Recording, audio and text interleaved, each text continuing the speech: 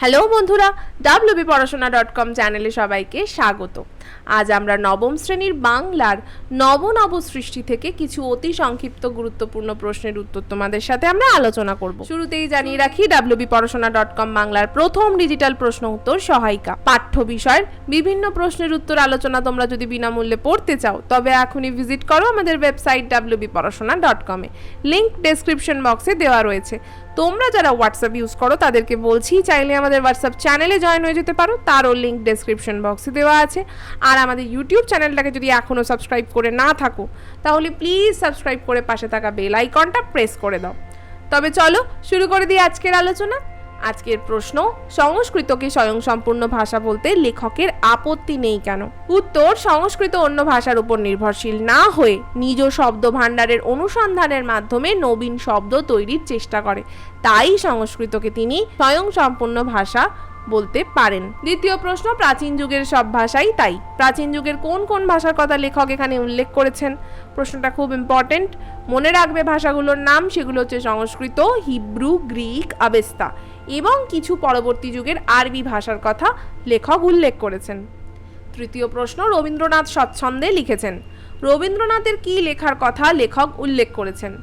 উত্তরটা হচ্ছে, রবীন্দ্রনাথ ঠাকুর তাঁর বাংলা লেখায় আরবি ফার্সি শব্দ খুব স্বচ্ছন্দে ব্যবহার করেছেন, এই কথাই লেখক উল্লেখ করেছেন।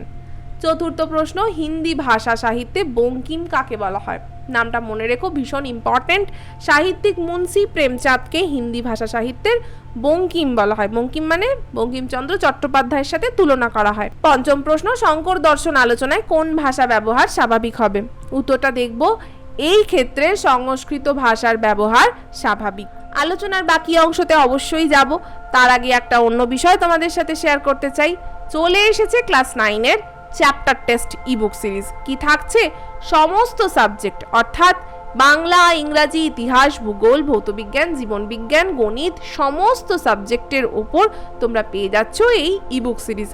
প্রতিটা সাবজেক্টের প্রতিটা অধ্যায় থেকে থাকছে মডেল প্রশ্নপত্র এবং তার মডেল উত্তরপত্র, অর্থাৎ ভালোভাবে প্রিপারেশন হয়েছে কিনা দেখার জন্য সেই চ্যাপ্টারের ওপর তোমরা নিজেরাই এখন বাড়ি বসে পরীক্ষা দাও। আর স্যার ম্যামেদের বিরক্ত করতে হবে না, তোমরা নিজেরাই আমাদের দেওয়া মডেল উত্তরপত্রের সাথে মিলিয়ে নিতে পারবে তোমাদের পরীক্ষা দেওয়া পত্রটা, যে ঠিক তোমরা কতটা ঠিকঠাক করেছো। মডেল উত্তরপত্র কিন্তু একদম কমপ্লিট উত্তরপত্র, অর্থাৎ তোমরা যেভাবে পরীক্ষার হলে লিখলে ভালো মার্কস পাবে সেইভাবেই কিন্তু মডেল উত্তরপত্র নির্মিত। তাই এখনই পারচেস করতে 9614581033 এই নাম্বারে আমাদের হোয়াটসঅ্যাপ করে লেখো, আমি কিনতে চাই নবম শ্রেণীর চ্যাপ্টার টেস্ট ইবুক সিরিজ। যে সাবজেক্ট তোমরা কিনতে চাইছো সেই সাবজেক্টের নাম লিখে দাও। যদি তোমরা 7টাই কেনো সেক্ষেত্রে তোমরা পেয়ে যাবে একটা আকর্ষণীয় অফার। আরও যদি কিছু জানতে চাও তাহলে ওই একই নাম্বারে সোম থেকে শনি সকাল 11টা থেকে সন্ধ্যে 6টার মধ্যে আমাদের সাথে কন্ট্যাক্ট করতে পারো। ফিরে এলাম আবার আগের আলোচনায়। যতদিন থাকবে ততদিন আরও ঢুকবে বলে আশা করতে পারি। যতদিন কি থাকার কথা বলেছেন লেখক? খুব ইম্পর্টেন্ট প্রশ্ন। বাংলাদেশে যতদিন সংস্কৃত ভাষার চর্চা চলবে ততদিন বাংলা ভাষায় সংস্কৃত শব্দের প্রবেশও চলতে থাকবে। এখানে বাংলাদেশ বলতে কিন্তু বাংলাদেশের কথা বলা হচ্ছে না, এটা সম্পূর্ণ অখণ্ড বাংলার কথা বলা হচ্ছে, অর্থাৎ যারা বাংলা ভাষায় কথা বলে সেই সমস্ত মানুষদের কথা বলা হচ্ছে, সে যে দেশেই বাস করুক না কেন। সপ্তম প্রশ্ন, কোন বিশেষ বিদ্যা চর্চায় ইংরেজি অবশ্যই প্রয়োজন বলে লেখক মনে করেন?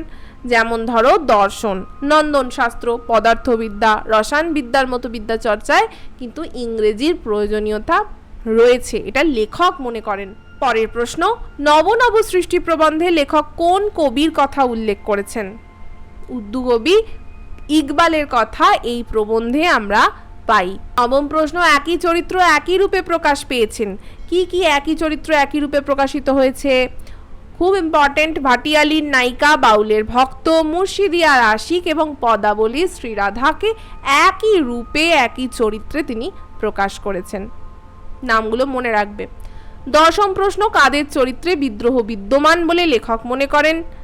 উত্তরটা বেশ অন্যরকম এবং ইম্পর্টেন্ট, এবং এই লাইনটা থেকে প্রচুর বড় প্রশ্নও আসে, সেটা হচ্ছে বাঙালির চরিত্রে বিদ্রোহ বিদ্যমান বলে লেখক মনে করেন।